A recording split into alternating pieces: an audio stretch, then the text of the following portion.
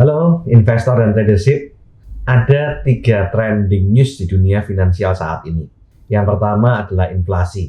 Inflasi Amerika Serikat tembus 7,9% di Februari 2022 dan merupakan yang tertinggi dalam 4 dekade. Kemudian disusul inflasi Eropa naik mencapai rekor 7,5% per Maret 2022, tertinggi sepanjang sejarah Uni Eropa. Dan inflasi Indonesia naik menjadi 2,64% per Maret 2022 yang merupakan inflasi tertinggi sejak April 2020. Trending yang kedua adalah tapering off daripada The Fed. Dan trending yang ketiga yaitu perang Rusia versus Ukraina. Bagaimana dampak inflasi, tapering, dan perang Rusia lawan Ukraina terhadap indeks harga saham gabungan Bursa Efek Indonesia? Mari kita kupas pada video yang kali ini.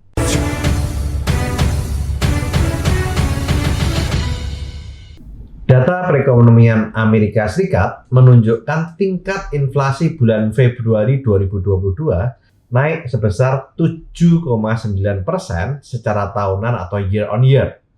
Persentase tersebut merupakan level tertinggi inflasi Amerika Serikat selama 40 tahun terakhir atau tepatnya sejak tahun 1982.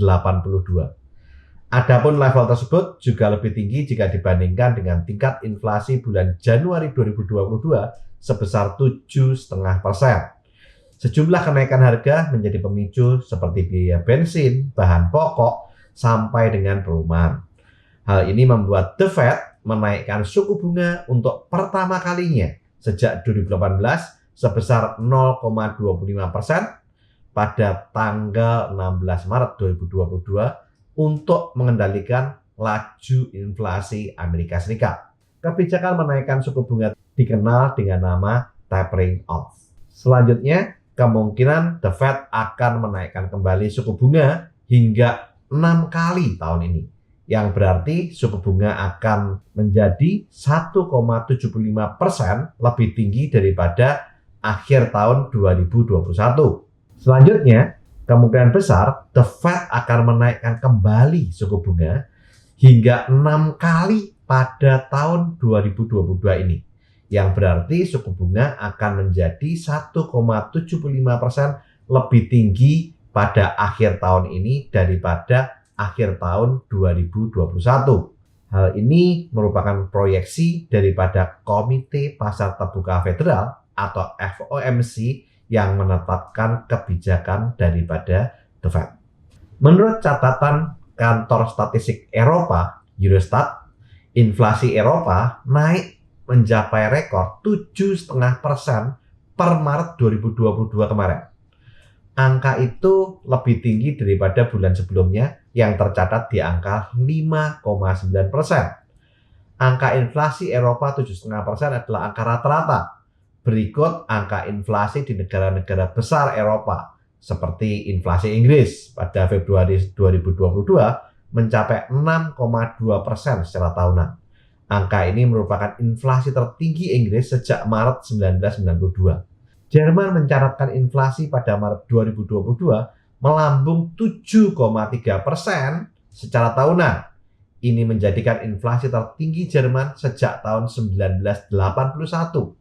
Sedangkan Spanyol mencatat inflasi lebih tinggi lagi yaitu 9,8% di Maret 2022. Dan inflasi ini merupakan inflasi tertinggi Spanyol dalam 37 tahun terakhir. Tingginya inflasi di Eropa disebabkan karena 3 faktor utama, yaitu harga energi, kemacetan manufaktur global, dan harga pangan. Dan kondisi laju inflasi ini menjadi semakin parah dengan adanya perang antara Rusia versus Ukraina, di mana dampak perang itu menyebabkan harga energi di Eropa melonjak lebih tinggi lagi. Badan Pusat Statistik mencatat inflasi di Indonesia pada bulan Maret 2022 sebesar 0,66% month on month atau bulan per bulan, atau secara tahunan naik sebesar 2,64% year on year.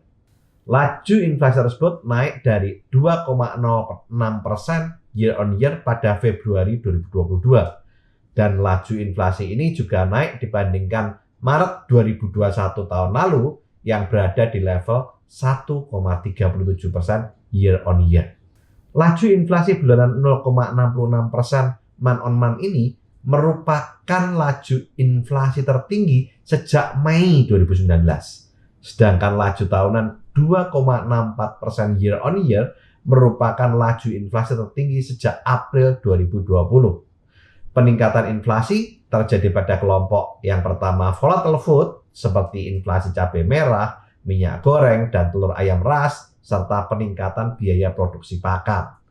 Yang kedua adalah administered price seperti inflasi bahan bakar rumah tangga, solar, dan bensin seiring penyesuaian harga LPG non-subsidi dan BBM non-subsidi serta inflasi angkutan udara seiring meningkatnya mobilitas udara.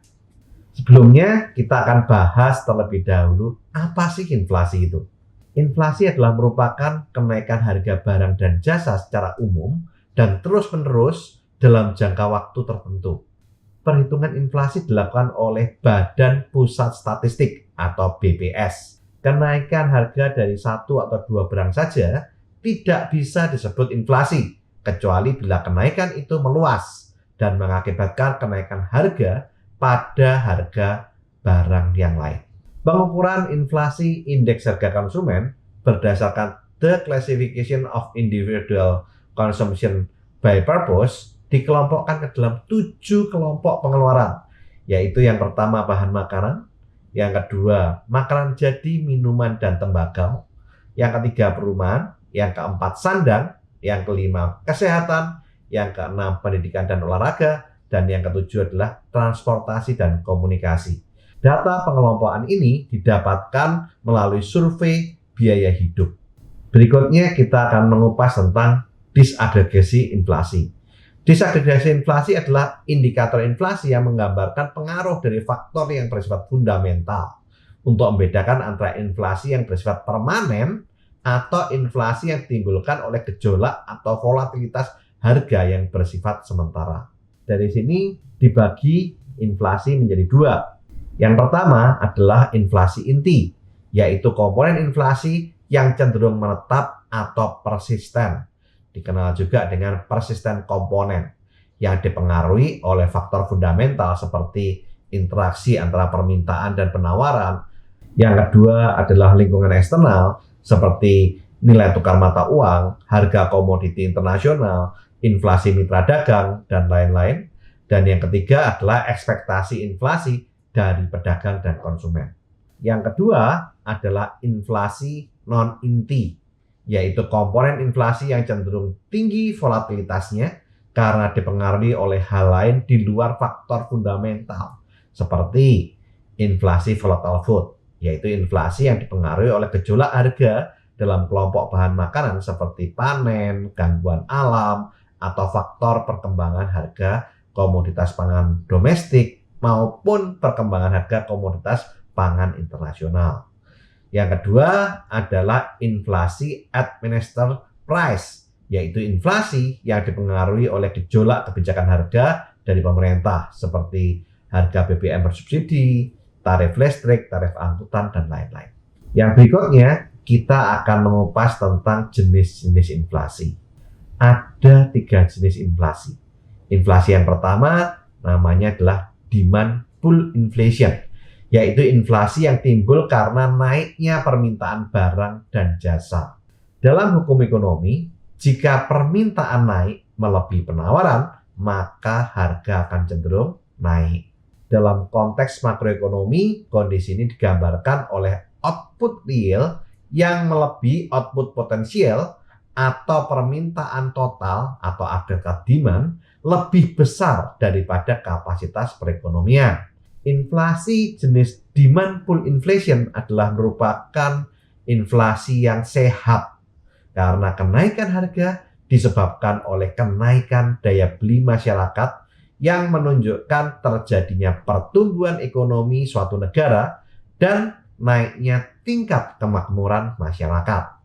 Demand pull inflation akan membuat naiknya indeks harga saham gabungan di negara tersebut seperti yang saat ini terjadi di Bursa Efek Indonesia, di mana per 31 Maret 2022 IHSG ditutup di kuartal pertama 2022 pada angka 7071 yang merupakan rekor tertinggi sepanjang masa atau all time high, disertai dengan capital inflow atau dana asing masuk di Bursa Efek Indonesia senilai lebih dari 32 triliun di kuartal yang pertama.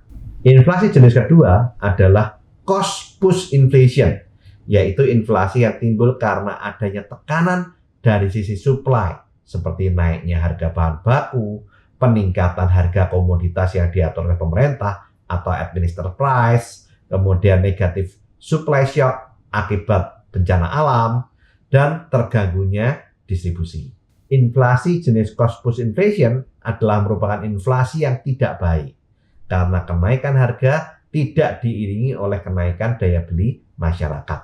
Hal ini bisa membuat harga naik, tetapi daya beli masyarakat turun, dan menyebabkan banyak perusahaan mengalami penurunan omset yang membuat laba perusahaan turun, bahkan rugi, sehingga dividen yang dibagikan kepada pemegang saham otomatis juga turun, bahkan bisa saja tidak dibagikan. Hal ini akan membuat rata-rata indeks harga saham gabungan di negara tersebut cenderung turun.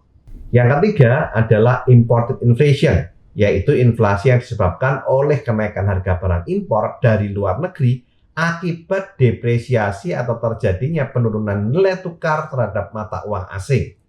Inflasi jenis imported inflation adalah merupakan inflasi yang paling buruk karena kenaikan harga akibat depresiasi nilai tukar mata uang tidak diiringi oleh kenaikan daya beli masyarakat, yang bisa menyebabkan banyak perusahaan mengalami penurunan omset yang membuat laba perusahaan turun, bahkan rugi, hingga dividen yang dibagikan kepada pemegang saham juga akan turun, bahkan bisa tidak dibagikan.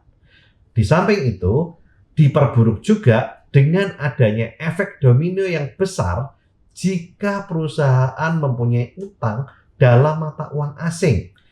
Hal ini bisa membuat perusahaan akan mengalami lonjakan utang yang besar karena terjadinya penurunan nilai tukar mata uang yang bisa menyebabkan perusahaan tersebut menjadi default atau gagal bayar surat utang, yang membuat perusahaan tersebut bisa mengalami PKPU, kemudian bisa di-delisting dari bursa efek, bahkan bisa pilot. Imported inflation seringkali membuat IHSG di negara tersebut turun dalam atau bisa membuat bahkan market crash. Jika imported inflation tidak terkendali, bisa menimbulkan hyperinflation yang bisa memicu gejolak ekonomi, bahkan krisis ekonomi di negara tersebut.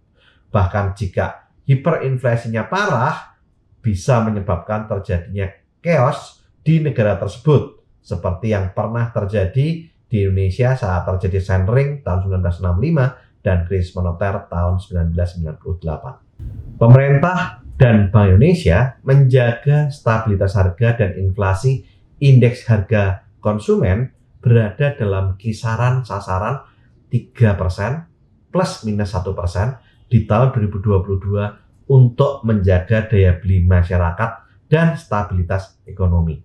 Bagaimana kondisi inflasi Indonesia saat ini menurut investor pasar modal? Walaupun laju inflasi secara bulanan tertinggi sejak Mei 2019 dan secara tahunan tertinggi sejak April 2020, laju inflasi Indonesia bulan Maret sebesar 2,64% year on year masih tergolong inflasi yang rendah dan terkendali, dan dipandang masih berada dalam kisaran sasaran 3% plus minus 1% dari Bank Indonesia. Sehingga investor melihat bahwa Bank Indonesia dan pemerintah bisa mengendalikan inflasi dengan baik, sehingga terjadi capital inflow dari Eropa dan Amerika masuk ke bursa efek Indonesia lebih dari 32 triliun pada kuartal pertama 2022.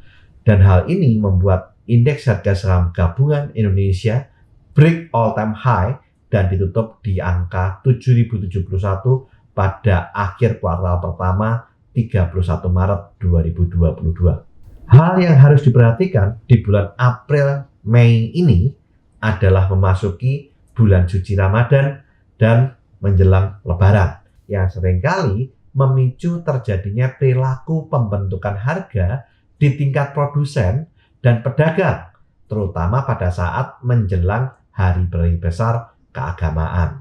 Meskipun ketersediaan barang secara umum diperkirakan mencukupi dalam mendukung kenaikan permintaan, namun harga barang dan jasa pada saat-saat hari raya keagamaan umumnya seringkali meningkat lebih tinggi. Di samping itu, terjadinya kenaikan secara hampir bersamaan BBM non-subsidi seperti DEX dan Pertamax, kemudian kenaikan PPN menjadi 11%, dan wacana kenaikan Pertalite dan LPG Melon 3 kilo perlu diwaspadai karena bisa memicu kenaikan laju inflasi.